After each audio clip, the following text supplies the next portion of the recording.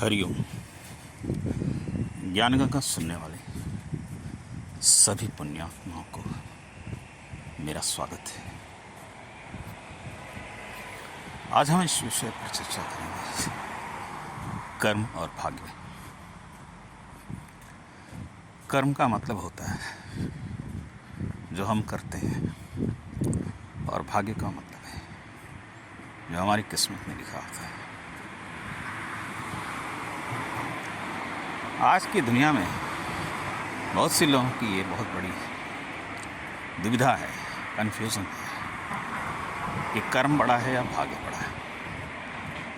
कुछ लोग कहते हैं कर्म बड़ा है, कर्म करने से ही कुछ भी हो सकता है, और कुछ कहते हैं किस्मत में होगा तो मिलेगा। तो आज मैं इस बात पे कुछ बातें बताना चाहूँगा। देखिए, कर्म और भाग्य ये दोनों ही चीज़ें भगवान के साथ जुड़ी हुई हैं। आप जो कर्म करते हैं वही भी भगवान की कृपा से मिलता है, और आपका जो भाग्य है वो भी आपके कर्मों से ही बनता है, जिसकी भगवान पुष्टि करते हैं, वो अलॉट करते हैं। तो इस तरह से जो है हमें दोनों का सहारा लेना चाहिए। हमें काम भी करते रहना चाहिए और साथ में किस्मत का भी यकीन करना चाहिए। इसलिए भगवद गीता में कहा गया है,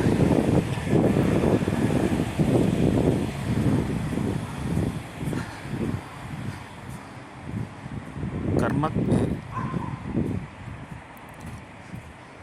अधिकारस्ते मा फलेषु कदाचन माँ कर्म फल हेतु ते अंगो गत्स्व कर्मणि। इसका मतलब ये है कि तेरा कर्म करने में ही अधिकार है, उसके फलों में कभी नहीं।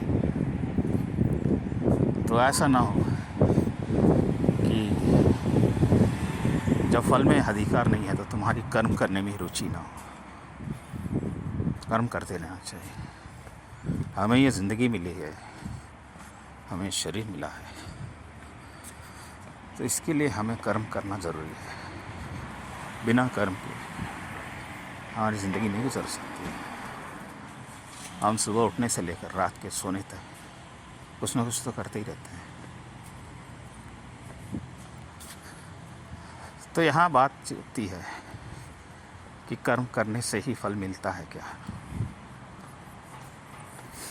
कर्म करने से फल मिलता है, लेकिन वो फल भाग्य के हिसाब से मिलता है।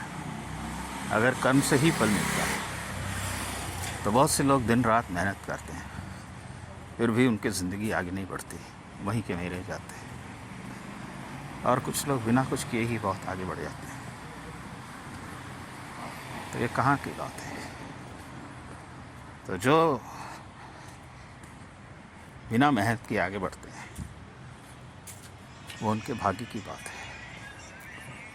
उनके पूर्व कर्म के हिसाब से उनका भाग्य लिखा है, जिसमें उन्हें मिल रहा है। कोई आलीशान घर मिल गया, कोई बड़ी गाड़ियों में घूम रहा है, किसी की लॉटरी लग गई, किसी का ज़मीन जायदाद मिल गया अचानक से। ऐसे बहुत से लोगों के साथ होता है, तो भाग्य से मिल जाता है। तो लेकिन भाग्य के भरोसे बैठना भी अच्छी बात नहीं है। हमें नहीं पता हमारे भाग्य में क्या लिखा है क्या नहीं है। हम कर्म करते रहें, जो भाग्य में होगा मिल जाएगा। तो कर्म और भाग्य ये दोनों जो है हमारी ज़िंदगी में ज़रूरी है। तो मैं चाहूँगा कि आप कर्म करते रहो, तो भाग्य पे भरोसा रखो, फल पे भरोसा नहीं। आपने अच्छी पढ़ाई की है, आपने अच्छा एग्ज़ाम लिखा है, तो उसका रिज़ल्ट अच्छा ही आएगा। ये हमेशा होता रहता है। कुछ लोग कर्म से भाग्य भी बदल देते हैं।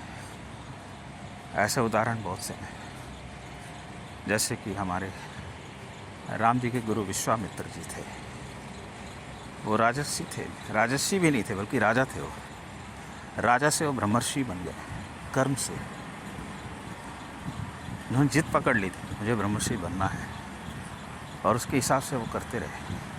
करते करते ब्रह्मर्षि बन गए। वो भाग्य को बदल दिया उसने। तो आपके कर्म की जो तीव्रता है वो आपके भाग्य को भी बदल सकती है। तो इस बात का भी आपको विश्वास होना चाहिए। तो कभी कभी भाग्य के साथ कर्म का विपरीत भी हो जाता है। कुछ लोग भाग्य के बहाने बैठ जाते हैं, कर्म नहीं करते, तो फिर भाग्य की दी हुई चीज़ें प्रकृति छीन लेती है। ऐसे बहुत से वाक़ये हमने देखे हैं, जिनको करोड़ों रुपए मिले लेकिन वक्त के साथ कंगाल हो गए। आज वही ज़िंदगी जी रहे हैं जो पहले जी रहे थे, आए भी और गए भी। तो यह है किस्मत का कमाल। तो किस्मत अगर देती है तो किस्मत छीनना भी जानती है। और किस्मत क्यों छीनती है, उसका उत्तर ये है कि हम उसकी कदर नहीं करते। हमें जो मिला है उसकी कदर नहीं करते। हमें धन मिला है तो धन को भोग में उड़ा देते हैं, और उस धन को हमने धर्म में खर्च किया हो तो धन हमारे पास रुक सकता था, लेकिन हम नहीं करते। इस तरह बहुत सी चीज़ें हैं। तो हमें जो मिला है वो प्रकृति से मिला है, और प्रकृति परमात्मा की है। तो हमें इन चीज़ों का ध्यान रखना चाहिए। कर्म करते समय हम विश्वास करें, हर चीज़ की इज्जत करें, कदर करें। छोटा काम हो या बड़ा काम, कोई भी काम हो, उसे भगवान का काम समझ कर करें, तो आपके कर्म में योग आ जाए। उसी को योग कर्मसु कौशलम कहा गया है भगवद गीता में। कुशलता से कर्म करना चाहिए, फल की इच्छा रखकर नहीं। तो ये चीज़ें जो है बहुत मायने रखती हैं ज़िंदगी में। एक तरफ भाग्य और दूसरा तरफ कर्म। तो ये बातें जो है अगर आप दिल में लेकर चलें तो आपकी ज़िंदगी में भी चार चांद लग जाएंगे। तो यही छोटी सी एक आज के सत्संग में जो विषय था मैं आपसे कहना चाहता था, और इसको आप समझ लें और अपनी ज़िंदगी में भी ढालने की कोशिश करें, तो आपकी ज़िंदगी में बदलाव आ सकता है। तो फिर मिलता हूँ किसी और सत्संग में कभी, तब तक